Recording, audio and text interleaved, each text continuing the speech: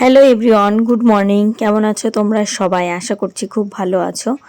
সঙ্গীতার লাইভে তোমাদের সবাইকে জানাই অনেক অনেক ওয়েলকাম আমার নতুন একটি ব্লগে। তো ঘর দুয়ার লেপে পুছে রেখেছিলাম। এখন সকালবেলা ঘুম থেকে উঠে প্রথম কাজ ঘর বারান্দা সুন্দর করে ঝাড় দিয়ে নেব। এখনও বাজার করতে যাইনি, বাজার করতে যাব, তার আগে ঘর বারান্দা সুন্দর করে পরিষ্কার করে নিলাম। আর ঘরটা দেখতে কত ভালো লাগছে তাই না? ঘর দৌড় লেপা পোছা থাকলে সত্যি দেখতে খুব ভাল লাগে। শীতের সকালগুলো না সবার কাছে একটু প্রিয়, যেমন চা মুড়ি এগুলো খেতেও সত্যি খুব ভাল লাগে। শীতকালে দিনের একটা আলাদাই আমেজ, যেমন পিঠে পুলি সবটাই মানুষ খুব উপভোগ করে। তো এই দেখো বাজার করে এনেছি, মাছ এনেছি, আজকে ভোলা মাছ এনেছি। ভোলা মাছ দিয়ে একটা ঝোল করব। চলো কেমন মাছ এনেছি দেখাই। আর ওই যে যত এঁটো বাসন ছিল ওই ঘর থেকে এনে এনে আমি এখানে রেখেছি। তো বাড়িতে তো কাজ বাজ চলছে, ওই দিদিদের ঘর তো হচ্ছে, তাই জন্য সব লোকজনও আসছে দেখো কাজ টাজ করতে। তো আমি আমার কাজ করি, সবাই কাজ করতে থাকুক। আর এদিকে তো সকালবেলা রান্নাবান্না আছে, তাই জন্য সব জোগাড় যন্ত্র করে নিচ্ছি। তো বাসন মাজতে হবে, সবগুলো ধরে ধরে নিয়ে এই যে রাখলাম। আর এই যে এখন দেখো ডিমের ট্রে লাগিয়ে নিয়েছি। প্রচণ্ড মশার কারণে না সত্যি বসা যায় না। শীতকাল পড়লে কি হবে, মশা মানে খুব বিরক্তি করে। তো এই যে এই ভোলা মাছগুলো এনেছিলাম, এই ভোলা মাছ দিয়ে ঝাল করব। বড় বড় ভোলা মাছ দুটো এনেছি। তো এই দুটো মাছ দিয়েই আমরা যেহেতু 3জন মানুষ আমাদের হয়েই যাবে। আর মাছগুলো কিন্তু অনেক বড় বড় সাইজ। তো এই যে বাসন টাসন নিয়ে বসবো, মাছগুলো কাটবো, তারপর সব কিছু ধুয়ে টুয়ে একবারে রান্না করতে বসবো, তাহলে আমার সুবিধা হবে আর কি। তো সকালবেলা এই যে রান্না করতে আসছি, ওই বাড়িতে সব বিছানা টিছানা তুলে চা টা খেয়ে সব রেডি টেডি করে, তো রান্না করলে আমার সারাদিনের কাজ বলতে গেলে অনেকটাই মানে দূর হয়ে যায় আর কি। তো এদিকে দেখো রান্না করতে চলে এসেছি। ভোলা মাছ আর একটুখানি ওই সাদা সাদা মাছ এনেছিলাম, এগুলো কি আমোদি মাছ বলে।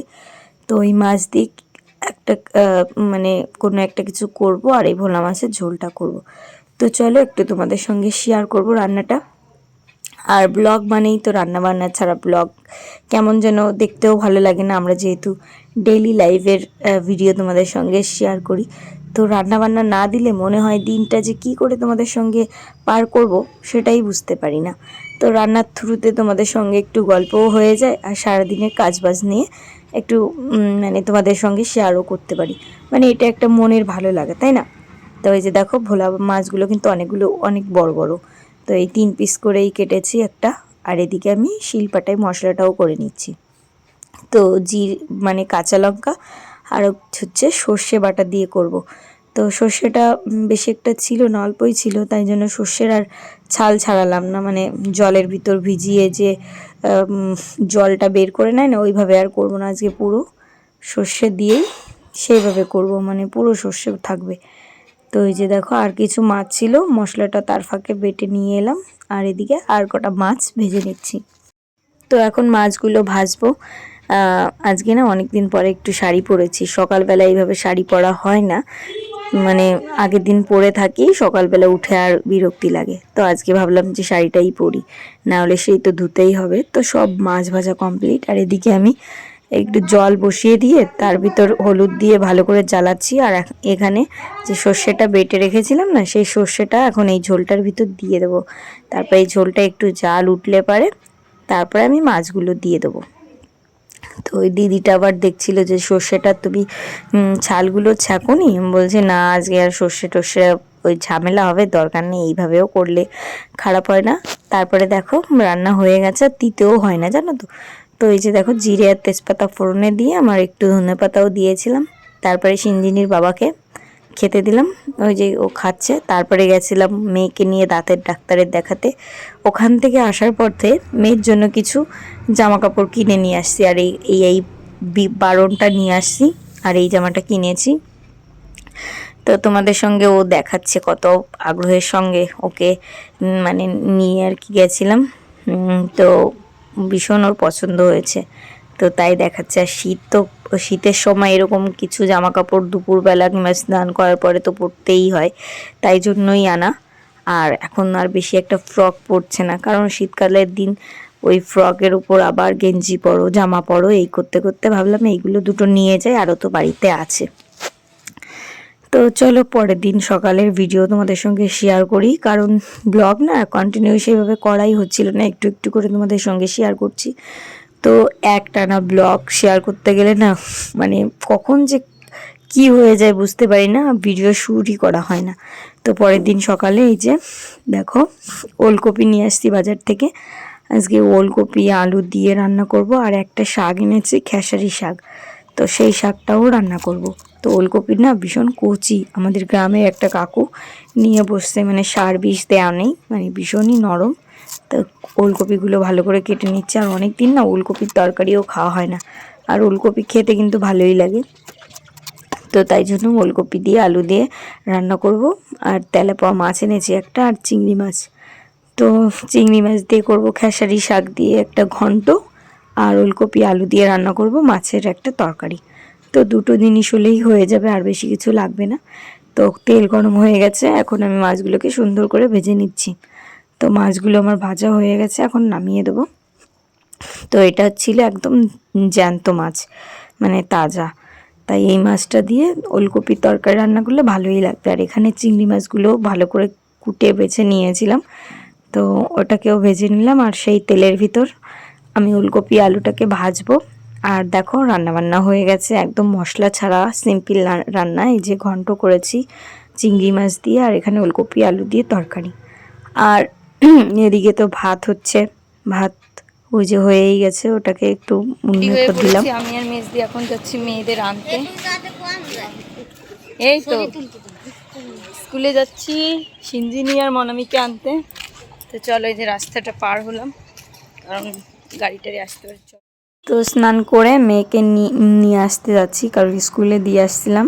তো স্কুলে না ও খেতে চায় না, আর রাস্তার পাশে বাড়ি, রাস্তা পার হতেও সমস্যা হয়, তাই ভাবলাম আগে ভাগে একটু স্নান করে চলে যায় মেয়েটাকে আনতে। তো এই যে স্কুলে চলে এসেছি, দেখো বসে আছি। মেয়েটার এখনও দেখা পাইনি, ঘর থেকে বেরোয়নি।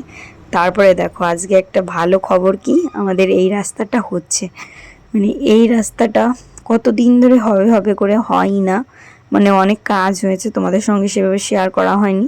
তো ফাইনালি আমাদের এই রাস্তাটা আজকে পিচ পড়ছে, তো দেখে ভীষণই ভালো লাগছে। আর রাস্তাঘাট নতুন হলে কি ভালো লাগে, তাই না? তো ওখানে কিছুক্ষণ টাইম থেকে এখানে আসছি বাসন মাজতে, অমনি দেখি কলটা খারাপ। তো কল খারাপ হলে আর কি করব। বানালো তোমার জন্য দুধ চা। আর আমি দেখো এই যে এতগুলো জামা কাপড় নিয়ে বসলাম, এই জামা কাপড়গুলো ভাঁজ করব, আর সিঞ্জিনিকে বই পড়াবো। ওই যে সব কিছু খুব বের করছে, রুটিন নতুন চেঞ্জ করে দিয়েছে, আজকে স্কুলে গেছিল। তো আমি এখন ওকে পড়াই, আর এই জামা কাপড়গুলো ভাঁজ করে আমরা, তাই না না এখন দেখবে না তুমি। তারপরে মেয়েটাকে বই নিয়ে বসালাম, এই দেখো বই পড়তে বসছে, আর আমি এদিকে কিছু জামা কাপড় আছে সেগুলো আর কি ভাঁজ করব। তো এই জামা কাপড় নিয়ে বসছি, আর ভাবলাম বইটা ওকে পড়াই আর জামা কাপড়গুলো ভাঁজ করি। তো খাটের তলা টলা সব পরিষ্কার করব, মানে আমার না রাত্রেবেলা যখন মেয়েটাকে বই নিয়ে বসাই ওকে পড়তে দিয়ে মানে চুপ করে বসে থাকাটা ভালো লাগে না, তাই আর কি ওকে আমি আর কি করি, মানে কাজ করি তার ফাঁকে। আর এদিকে পরের দিন সকালে দেখো কলটা এত খারাপ, ঘুম থেকে উঠে আর কি করব, তারপরে কোন কলে যাব এই করে আর ভালোই লাগছে না। তারপরে এই যে ছোটদিদের বাড়ি যে কলটা আছে, এখানে সব বাসনপত্র এই দেখো রেখে গেলাম, এখানে এসে মাজতে হবে, কিছু করার নেই, কারণ কল খারাপ হয়ে গেছে, জল না থাকলে ভীষণই সমস্যা হয়, বুঝতেই পারছো।